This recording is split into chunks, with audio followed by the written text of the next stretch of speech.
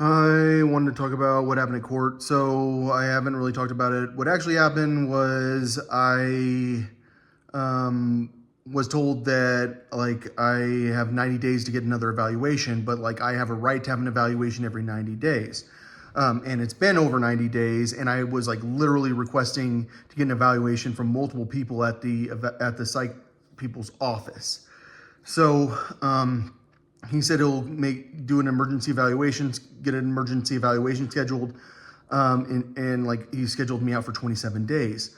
So I tried to talk to him about that because I wanted more time for the evaluator to write the report, and he said they have to do the report; it's the law, and he muted my microphone, and I was 100% on task, related to what we were actually doing. I always make sure I am because they're saying I'm incompetent.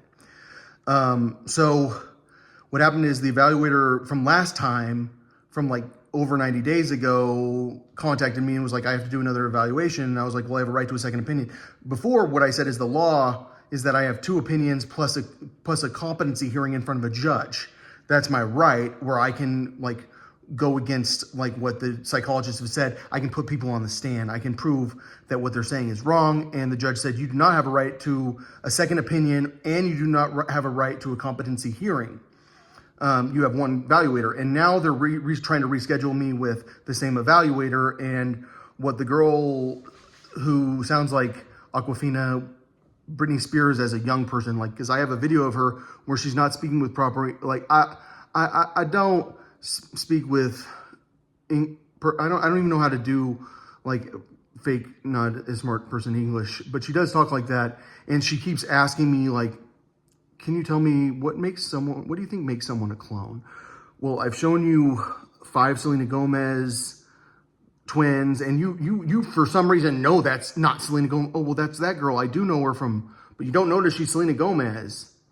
And I've shown you all these Ana de Armas twins, and I've shown Weinstein now, and I always show my brother.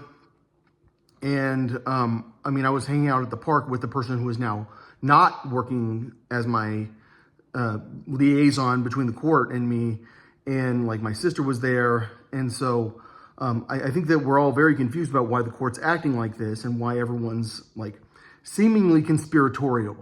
It's there's a conspiracy where everyone goes, wait, you're saying that you think you're famous and people actually know you in real life, and you're saying that your communications are censored, and that means that you can't have a lawyer. And and everyone wants to get you on a technicality. He doesn't know what it means to waive for the reading and advisement.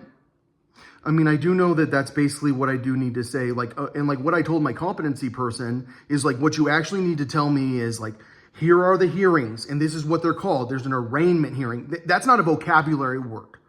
A vocabulary word isn't arraignment.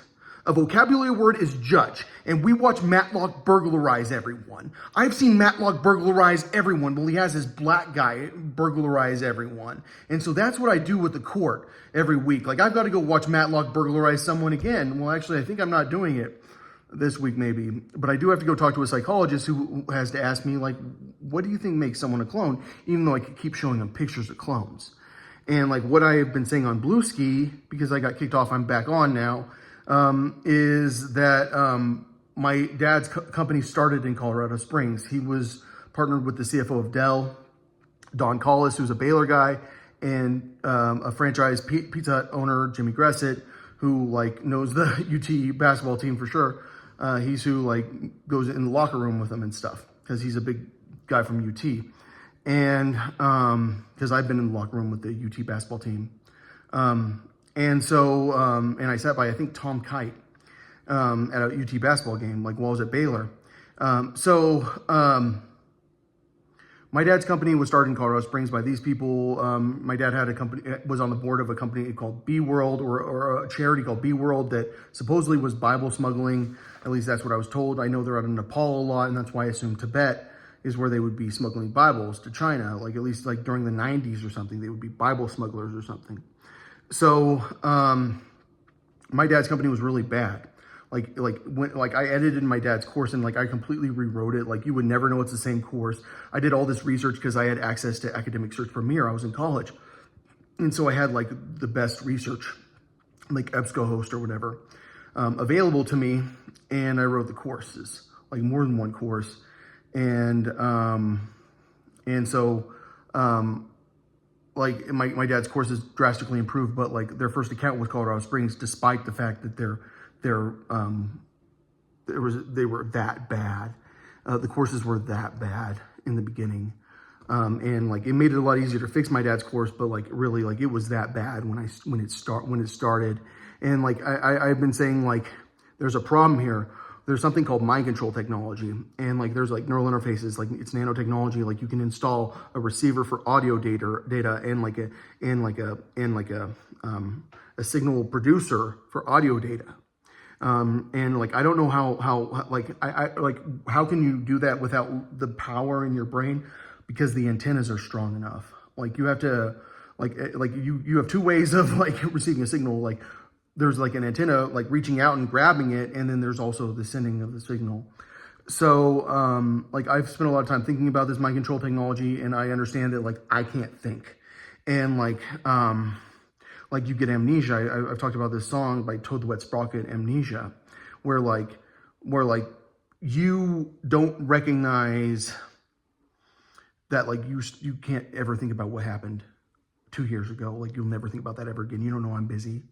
Like I can like have a server constantly broadcasting audio data. And if I have an AI, like I can do that. But like I do think there are limitations on AI, even for those people. And I will never doubt that there are limitations, like AI related limitations on computer chips because of the processing.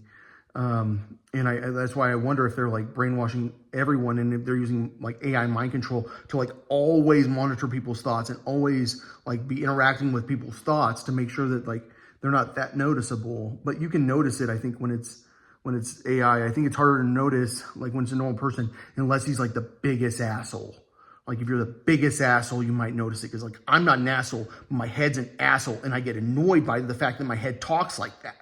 Like it's hard to explain how like I get annoyed by the fact that I have to freaking hear my own thoughts, because my thoughts are not those thoughts. Like my thoughts like weren't always like overwhelmed. But then they got overwhelmed in Colorado, especially because like I've been a problem, and I'm a problem because I'm trying to stop these people from doing bioweapons. And like it's a very scary situation. I just want to mention one more thing. Do all the court people know like my sister and my brother and me?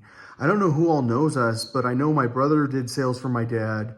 My sister worked for my dad for a lot of years.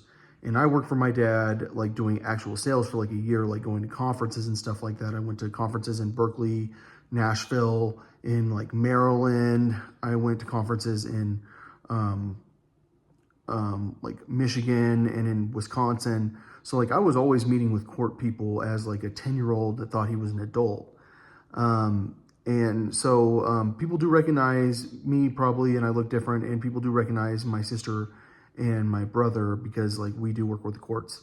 And it's like really weird to me that like everyone says they've never heard of like my dad's company, like from the court here, when like as a child, like every time we sat down for dinner, it was like, well, I got 41 sales to El Paso County, and it was like the biggest deal ever, because usually he's like, I got like 12 sales to El Paso County, and I got like 4 sales to like this random court, and like he really didn't have very many courts, because my dad did online alcohol and drug education, and also like offender education, like if you're like for like shoplifting, and for like domestic violence, I think, and like he has like a sexual assault course. And so like he did a lot of like colleges and courts stuff. And so like a lot of people have read the course that I wrote.